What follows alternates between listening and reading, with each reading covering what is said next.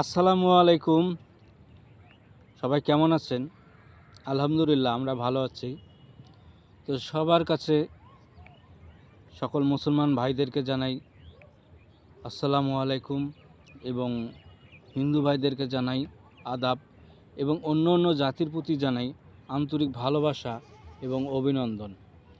তো এই যে আমাদের সজীব দেখতে পাচ্ছেন আপনারা, সজীব একটি সাধারণ ঘরের পরিবারের ছেলে। তার মা বাবার কিন্তু অর্থ সম্পদ নাই, দিন আনে দিন খায়, তাতে আল্লাহ পাক নিয়ে যাচ্ছে, সুখে আছে। তবু তারপরেও ছেলেটি হয়েছে প্রতিবন্ধী। তো এই প্রতিবন্ধী ছেলে আপনাদের মাঝে আজকে আসছে। তার মুখের জবান নাই, কিন্তু সে কালিমা পড়তে পারে। তার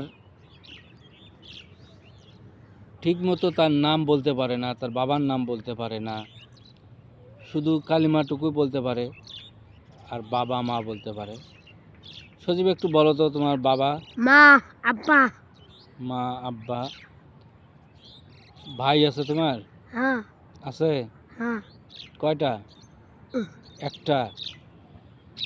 তো তুমি কেমন আছো? ভালো আছো? আচ্ছা, আমি তোমার মাঝে মাঝে তোমার শুনি, তুমি যখন রাস্তা দিয়ে যাও তখন আমি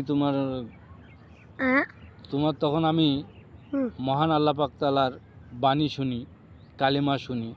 সে কালিমাটা আজকে আমাদেরকে শোনাও তো, বলো তো। লা ইলাহা ইল্লাল্লাহ, লা ইলাহা ইল্লাল্লাহ, লা ইলাহা ইল্লাল্লাহ, লা ইলাহা ইল্লাল্লাহ, লা ইলাহা ইল্লাল্লাহ, লা ইলাহা।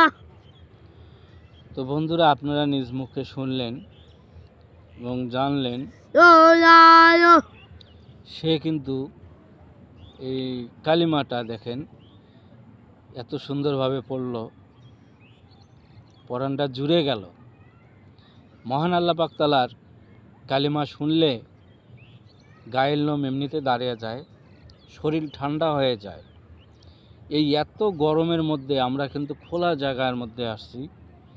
এই গরমে তার কালিমা শুনে গায়ের লোম দাঁড়িয়ে গেছে এবং পুরো শরীর ঠান্ডা হয়ে গেছে।